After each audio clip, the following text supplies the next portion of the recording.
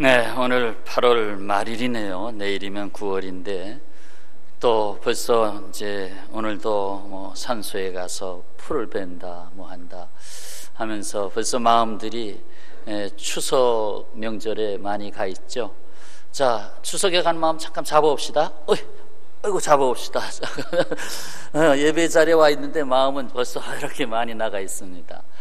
그러나 오늘 그래도 추석 명절을 앞에 두고 오늘 말씀의 주제를 또 감사라고 하는 주제로 전해야 되겠다. 오늘 이 시대가 너무 감사해야 됨에도 감사할 게 사실은 많은데도 감사하지 못하고 오히려 인생을 불행하게 살아가는 경우들이 많습니다. 오늘 그래서 그래도 감사하라 하십니다 하는 제목으로 말씀을 듣고자 합니다. 이 세상에 살다가 마지막 하는 날이 됐습니다.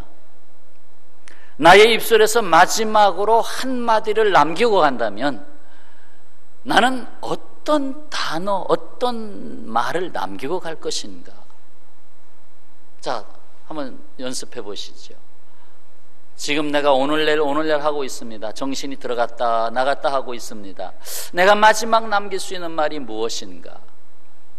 아마 누구는 얘들아 열심히 살아라 남길든지, 여보 내가 먼저 가는데 자녀들 당신 손에 맡기겠소 할는지, 내가 가는데 딴 사람한테 눈 돌리지 마시오 할는지.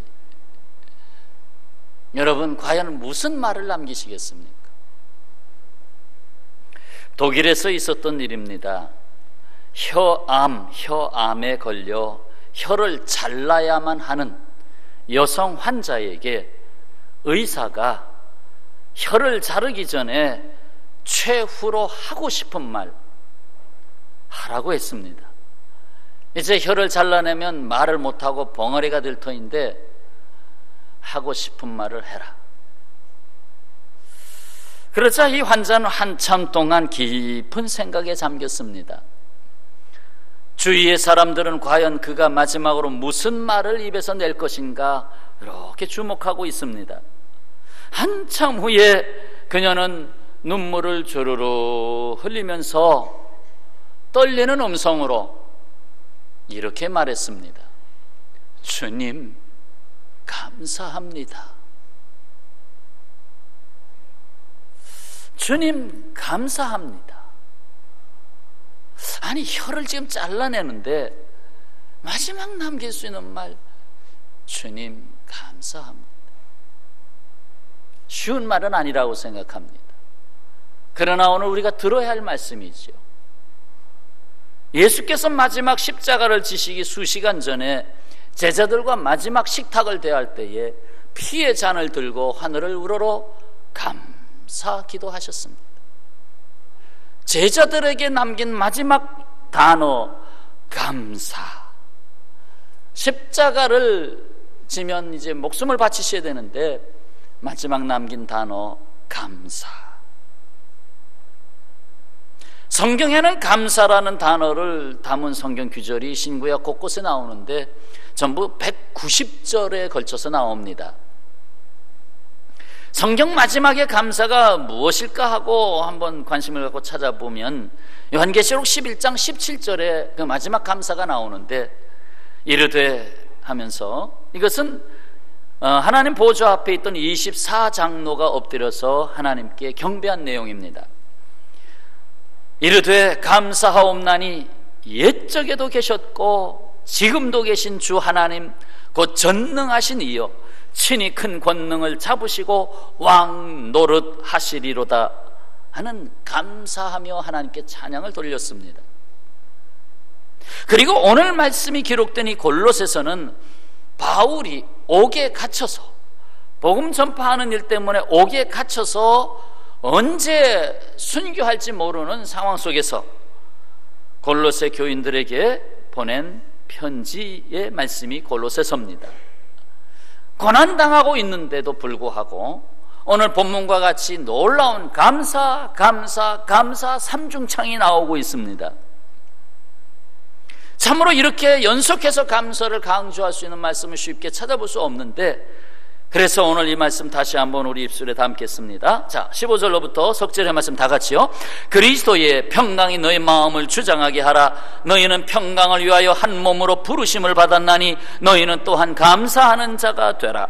그리스도의 말씀이 너희 속에 풍성히 거하여 모든 지혜로 피차 가르치며 권면하고 시와 찬송과 신령한 노래를 부르며 감사하는 마음으로 하나님을 찬양하고, 또 무엇을 하든지 말에나 일에나 다 주 예수의 이름으로 하고 그를 힘입어 하나님 아버지께 감사하라. 아멘. 신약 성경의 대부분의 감사는 사도 바울이 남겼습니다. 바울이 기록한 서신서 13권, 로마서부터 쭉 나오죠. 그 13권에서 무려 46개 절에 걸쳐서 감사라는 단어를 찾아볼 수 있습니다. 바울은 예수님을 만나고 나서 진정 감사의 사람이 됐습니다. 감사하는 사람. 사실 그가 복음을 전파하며 다녔던 모든 길목에는 환난과 핍박과 매맞음, 돌에 맞음 등등의 수많은 역경이 있었습니다. 그럼에도 불구하고 그가 남긴 말씀들에게는 절절히 감사가 남아 있습니다. 이러한 감사의 사람을 통해서 하나님은 복음을 운반하게 하셨고, 그 복음의 영향력이 세계를 깨우고 구원의 역사를 이루게 한 것입니다. 미국에서 가장 영향력인 인물로 꼽히는 사람 하면 오프라 윈프리죠. 매일 잠들기 전에 5가지 감사의 일기를 쓰는 사람으로 잘 알려지고 있습니다. 그가 사생아로서 태어났고 그의 성장기는 흑인 여성으로서 더욱더 어려운 지경에도 어둡고 비참했던 삶이 그의 성장기를 얼룩지게 했습니다. 9살 때부터 사촌 오빠에게 성폭행을 당했습니다. 14살 때에 미숙아를 출산했습니다. 미혼모가 됐죠. 그 아이는 2주 만에 죽었습니다. 그리고 마약에 빠져 사는 삶을 살았습니다. 그녀의 비참했던 과거의 삶입니다.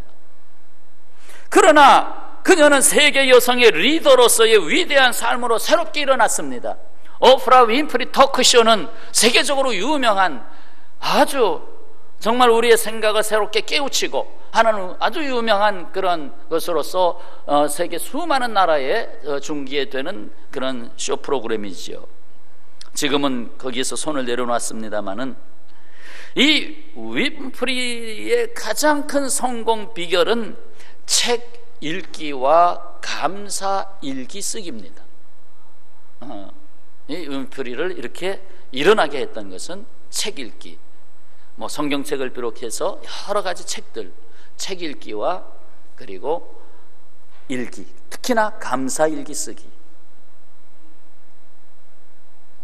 어릴 때부터 책 읽기를 좋아한 그녀는 친구가 없어서 강아지를 앞에 두고 성경책을 읽어줬다고 합니다. 언제부터인가 하루도 빼놓지 않은 매일매일의 5가지 감사는 그녀의 인생을 하늘로 높이 들어 올렸습니다. 더욱이 작은 것을 감사하는 삶에 그녀의 성공의 비결이 있었습니다. 우리는 뭔가 큰 사건이 오면 아이고 감사합니다, 아이고 감사합니다. 그게 아니라 매일매일의 삶 속에서 감사를 놓치고 산다. 근데 이것을 찾아서 기록하는 사람이었어요. 자, 그 대표적인 이야기가 이런 거죠. 하나는 오늘도 거뜬하게 잠자리에서 일어날 수 있어서 감사합니다. 오늘도 일어났잖아요. 여러분도 똑같은 감사죠? 오늘도 내가 일어났습니다.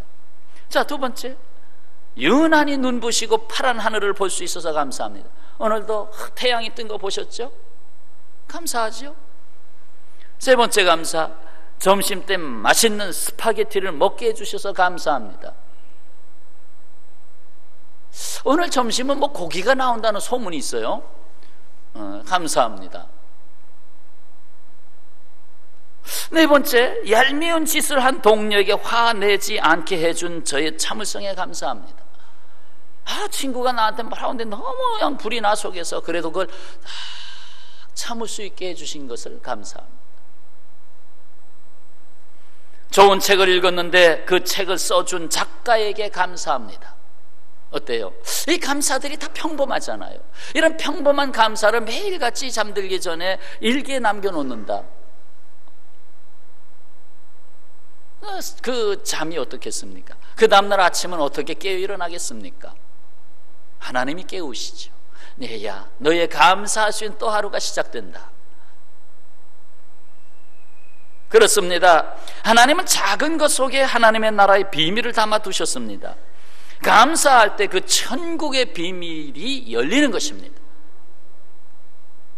감사하면 하나님의 나의 삶에 담아두신 하나님 나라의 비밀을 여시는 것입니다. 감사는 또 다른 의미의 마스터 키입니다. 감사하라. 그래서 너의 인생을 열어줄 것이다. 감사하라. 믿습니까? 예수께서 친히 작은 겨자씨 한 알에 담은 비밀을 비유로 말씀하셨잖아요. 천국은 마치 겨자씨 한 알과 같다. 오병이어의 감사에 담은 하나님 나라의 비밀을 드러내셨잖아요. 보리떡 5개, 물고기 2마리, 그거 가지고 하나님 앞에 감사해서 5,000명, 남자만 5,000명 먹고 남았잖아요. 감사, 다른 게 한 거 없어요. 감사했어요. 감사는 씨앗과 같아서 그 감사의 씨앗을 심으면 열매를 맺게 됩니다. 그 감사로 맺는 열매 중에서 평강의 열매가 있죠. 기쁨의 열매가 있죠. 진정한 만족의 열매가 있죠. 하나님이 이루시는 역사가 있죠. 내가 다 하려고 하면 감사가 점점 숨을 쉴 수가 없습니다. 그러나 결국 감사를 하게 되면 하나님이 하시는 것을 보게 되기 때문에 자꾸 더하여 감사가 넘쳐나는 것입니다. 그래서 하나님은 구약의 절기들을 통해서 하나님의 백성들을 끊임없이 감사를 실천할 수 있도록 하셨습니다. 구약에 나타나고 있는 모든 절기들은 다 감사의 감사. 감사하면서 어려운 자들과 더불어 나누고, 객과 나누고, 고아와 나누고 하면서 그런 전부 감사의 절기로, 그러면서 절기가 끝나면 그 다음 절기가 다가오고 또 그 다음 절기가 다가오면서 늘 감사로서 이스라엘 백성들, 하나님의 백성들을 감사로서 하나님의 나라를 담을 수 있게 했는데, 그러나 그 감사가 점점 불평과 원망으로 가면서 이스라엘은 멸망해 가는 것입니다. 우리 주위에 기적이 많습니다. 그러나 그 기적은 감사하는 이에게 나타나는 것입니다.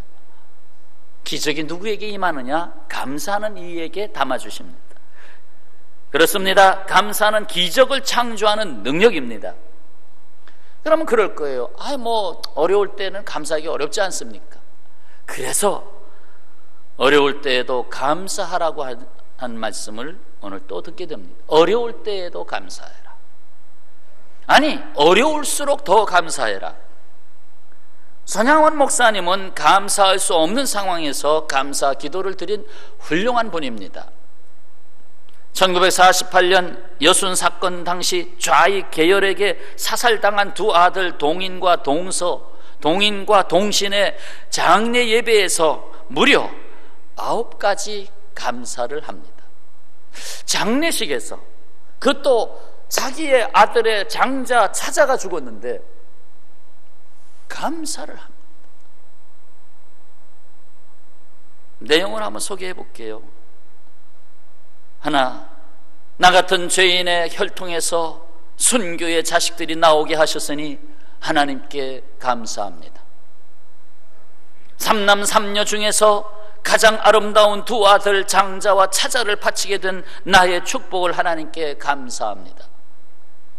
허다한 많은 성도들 중에 어찌 이런 보배를 주셔서 하필 내게 주셨으니 그 점 또한 주께 감사합니다. 네 번째, 한 아들의 순교도 귀하다 하거늘 하물며 두 아들의 순교리요 하나님 감사합니다. 예수 믿다가 누워 죽는 것도 큰 복이라 하거늘 하물며 전도하다가 총살 순교당함이리요 하나님 감사합니다.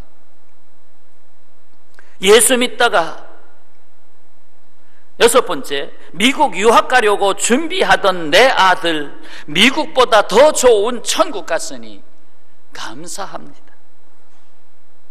7번째, 나의 사랑하는 두 아들을 총살한 원수를 회개시켜 내 아들 삼고자 하는 사랑의 마음 주신 하나님께 감사합니다. 그래서 두 아들 순교한 대신에 두 아들을 죽인 두 청년을 자기 아들로 삼았죠. 내 두 아들 순교로 말미암아 무수한 천국의 아들들이 생길 것이 믿어지니 우리 아버지 하나님 감사합니다. 마지막 9번째, 이 같은 역경 중에서 이상 8가지 진리와 하나님의 사랑을 찾는 기쁜 마음, 여유 있는 믿음을 주신 우리 주 예수 그리스도께 감사합니다.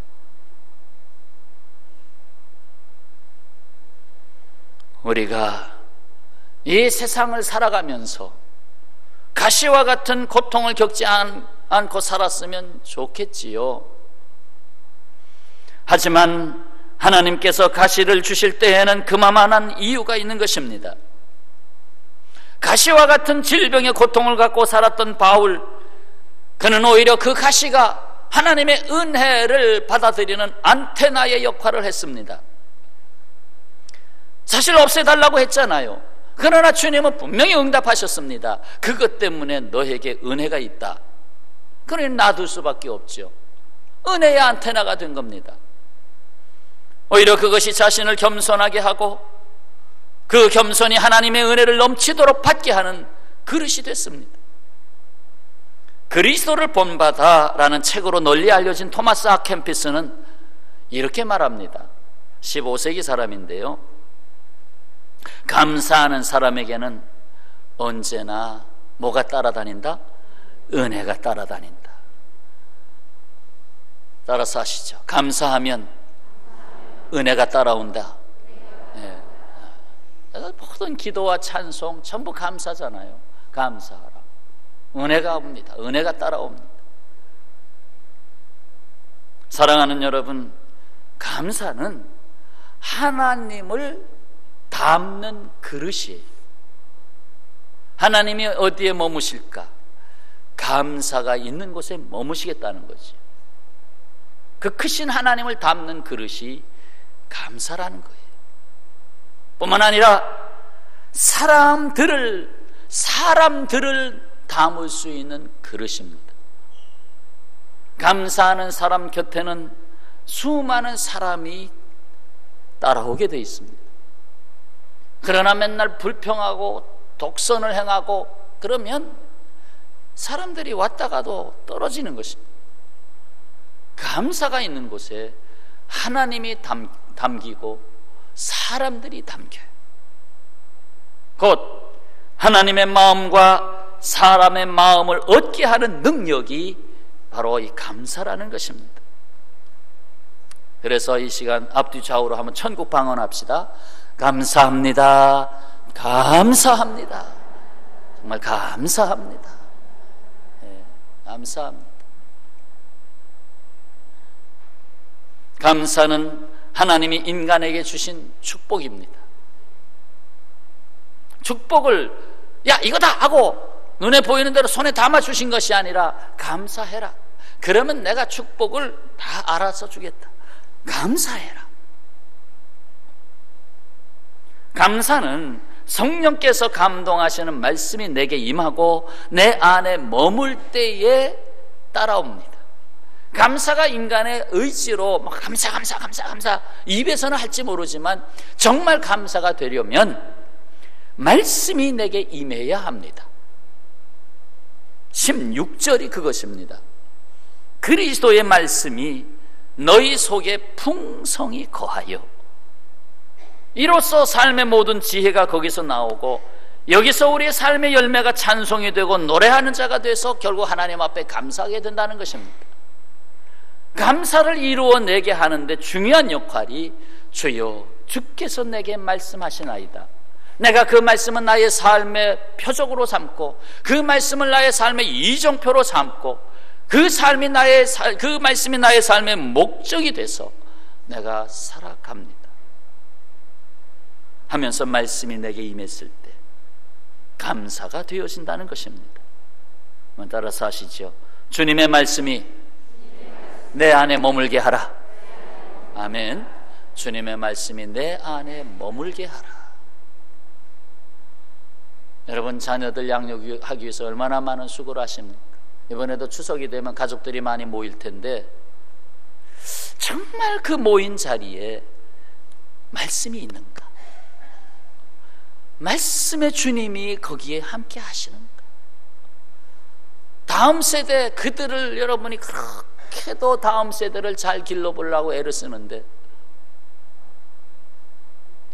지금 자녀 둘 기를 비용을 한 아이에게 다 쏟아놓고 있습니다. 여러분, 사람의 지혜가요, 지혜에 스스로 빠집니다. 어려운 시대인데 한 사람 한 자녀만 잘 기르자고 한 자녀 낳았죠. 그런데 그 한 자녀를 잘 기르기 위해서 옛날에는 유모차 10만 원짜리면 뭐 좋은 거라고 생각했는데 이제는 유모차 100만 원, 200만 원짜리 끌고 다닙니다. 옛날에는 장난감 그저 만들어줘도 고맙다고 생각했는데 이제는 막 변형되는 장난감 10만 원, 20만 원짜리를 줘야 합니다. 가만히 생각해 보니 아들 하나, 딸 하나 낳았다고 해서 교육비가 덜 드는 게 아니라 왕창 거기다 쏟아놓는 거예요. 서로 경쟁이 돼가지고. 그래서 참 사람의 지혜는 사람 스스로 거기에 빠져들고 있구나 하는 거예요. 결국 주님의 말씀이 내 안에 머물 때에 비로소 감사의 삶을 누리게 됩니다. 뿐만 아니라 내 이름이 앞설 때에는 감사할 수 없습니다. 오직 내 앞에 예수 그리스도의 그 이름이 앞설 때에 감사의 능력이 임하는 것입니다. 바로 17절입니다. 17절은 다시 한번 읽겠습니다. 또 무엇을 하든지 말에나 일에나 다 주 예수의 이름으로 하고 그를 힘입어 하나님 아버지께 감사하라. 아멘. 말에나 일에나 무슨 일에나 주 예수의 이름으로 하라. 결국 내 이름으로 살면 항상 거기서 불평이 생기고 욕심이 생기고 불만족이 생기는데 주 예수의 이름이 항상 내 앞에 있느냐, 내 이름보다 더 앞에 예수님의 이름이 내 앞에 있느냐 하고 묻고 있습니다. 다 같이 고백합시다. 내 이름 앞에는 예수 그 이름이 있습니다. 아멘. 예수 그 이름, 예수님의 이름. 사랑하는 여러분, 마음은 인간의 삶의 모든 것을 좌우하는 보이지 않는 큰 그릇이에요. 뭐 이 세상 우주가 넓다고 하지만 마음보다 넓겠습니까? 그래서 그런 말 하잖아요. 마음 먹기에 달려있다. 마음 먹기에 달려있다. 마음만 먹으면 모든 것의 결정, 모든 것의 선택이 마음 먹기에 달려있다. 얼마나 마음이 큰 겁니까? 그런데 이 마음을 큰 그릇으로 만드는 것이 바로 감사입니다. 감사. 마음을 큰 그릇으로 만드는 게 감사. 그리고 그 마음에 담은 것을 퍼내는 것이 바로 믿음과 사랑입니다. 퍼내는 것. 주님이 담아주신 걸 퍼내는 것. 믿음과 사랑. 무엇보다도 내 마음이 주님의 전이 될 때에 범사에 감사할 수 있습니다. 내 마음이 주님이 거하는 전이 될 때, 질그릇 같은 내 안에 보배가 되시는 주님이 머무실 때에 감사하지 않을 수가 없습니다. 그래서 진정한 감사의 시작은 나의 삶이 주님의 부르심으로 비로소 새롭게 시작된다고 하는 것을 깨닫기 시작할 때부터 진정한 감사의 삶이 되는 것입니다. 주님의 부르심으로부터 나의 삶이 시작되었다는 걸 알 때, 그것이 15절 말씀입니다. 그리스도의 평강이 너희 마음을 주장하게 하라. 너희는 평강을 위하여 한 몸으로 부르심을 받았나니 너희는 또한 감사하는 자가 되라.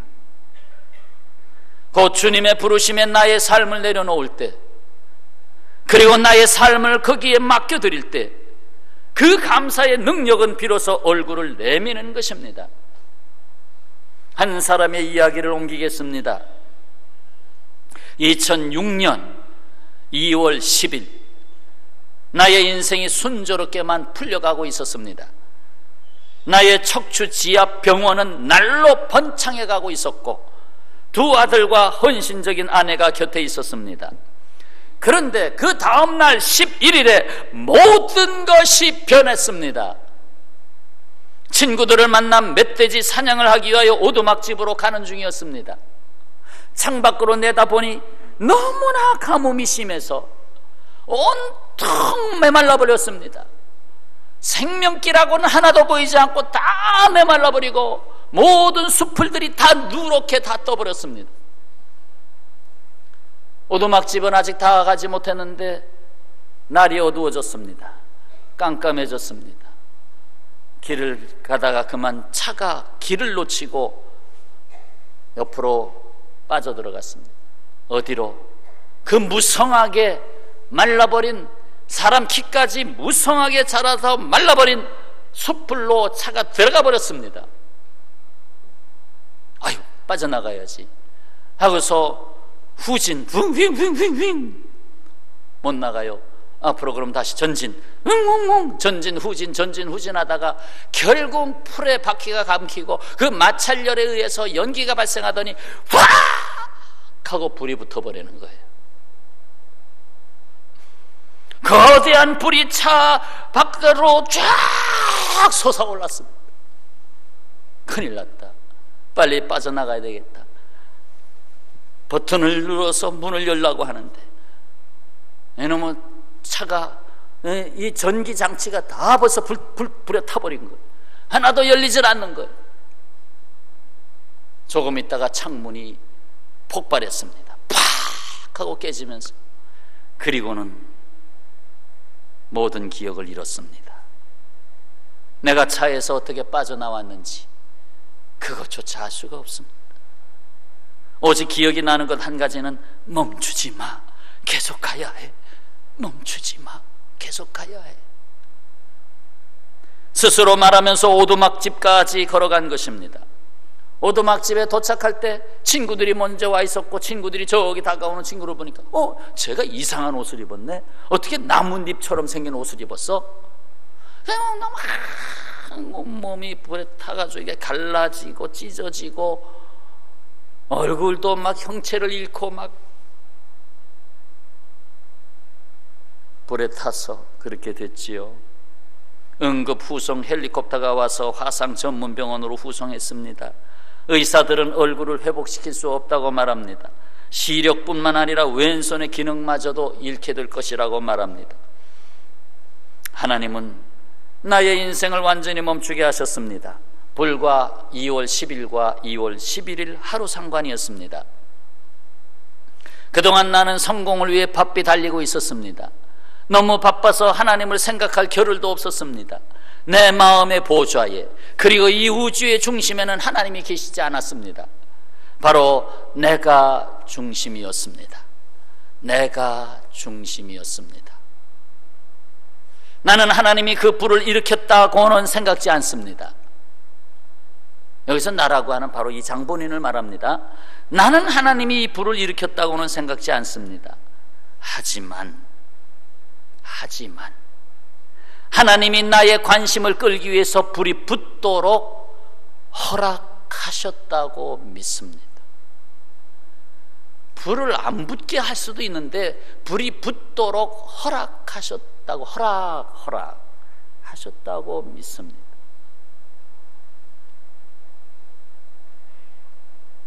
하나님이 그에게 다가오십니다.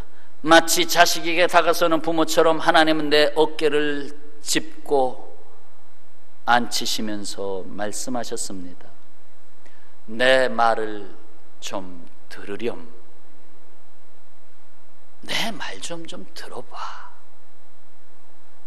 그때부터 영적으로 깨어나기 시작했습니다. 이후 4년 동안 손가락 7개를 절단해야 했습니다. 남은 손가락도 아주 단순한 작업조차 할 수 없었습니다. 의사들은 더 이상 방법이 없다고 했습니다. 이때에 아내가 손을 이식할 수 있지 않겠습니까? 손을 이식해 주십시오. 그때부터 기증자를 기다리며 기도하는 과정이 계속되었습니다. 이제 뭐 뇌사 판정받은 사람의 그런 기증을 받아서 손을 잘라서 그것을 이제 붙이는 거죠. 마침내 손을 이식하는 날이 왔습니다. 20명의 외과 의사와 3명의 마취 전문 의가 17시간이 넘도록 수술을 해서 양손을 붙였습니다. 그날 화재 속에서 내가 죽지 않은 것이 기적이라고 말하는 사람들이 많았습니다.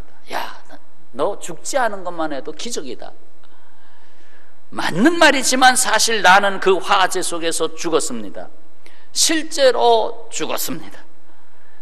그날 옛사람 나는 죽고 오늘날 이렇게 새 사람이 살고 있습니다. 그때 나는 죽었습니다. 그때의 나는 죽었습니다. 그날 나는 나의 삶의 통제권을 하나님께 넘겨드렸습니다. 이제 내 삶의 주인은 내가 아니었습니다. 내 모든 것을 예수님 앞에 내려놓았습니다. 요즘도 아내와 나는 하나님의 영광을 위해 쓰임을 받게 해달라고 날마다 기도하고 있습니다. 미친 소리처럼 들릴지 모르지만 예수님을 모른 채로 건강하게 사는 것보다 고통과 장애를 통해서라도 예수님과의 친밀한 관계를 얻는 편이 훨씬 낫습니다. 훨씬 낫습니다. 훨씬 낫습니다. 내 이름은 리치 에드워즈입니다. 나는 하나님의 팬이 아닙니다. 이 말은 뭐냐 하면 나는 그저 뒤따라가는 그저 구경꾼으로 있는 팬이 아니고 나는 하나님의 제자입니다라는 말입니다. 나는 팬이 아니고 제자입니다. 팬인가 제자인가라는 책에서 인용해 드렸습니다. 사랑하는 여러분, 화재로 인하여 자신이 죽고 다시 받은 인생으로 깨어일어난 리치 에즈워드를 만나보았습니다. 그는 그 화재가 아니었더라면 하나님께서 부르시는 음성을 듣지 못했을 겁니다. 이제 그는 그 화재 사건을 항상 감사하는 재료로 사용하고 있는 것입니다. 우리 교회에 출석하고 있는 집사님 4분이 계시는데 다 장애 판정을 받으신 분들입니다. 그래서 장애 판정을 받고 국가의 도움으로 생활을 하고 있습니다. 그런데 매주 빠짐없이 남편의 이름으로 하나, 아내의 이름으로 하나, 매주 빠짐없이 감사 예물을 드립니다.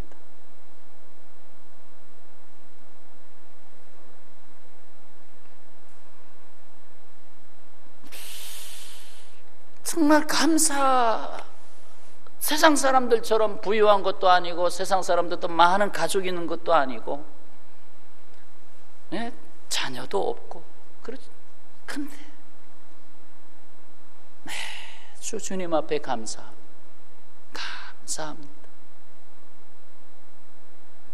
더군다나 뭐 사서 쓰라고 문화상품권 나오면 그거 교회 가지고 와서 이걸로 성경책 사세요. 그래서 성경책을 저 뒤에도 비치해 놓고 2층 중예배실에도 비치해 놓은 성경책이 다 그 손에서 나왔습니다.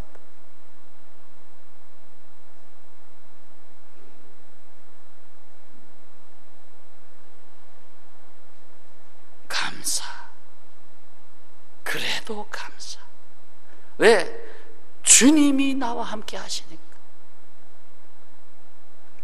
세상 사람들이 다 떠나도 주님이 나와 함께 하시니까 감사하는 것. 하나님은 오늘 우리에게 말씀하십니다. 그래도 감사하라.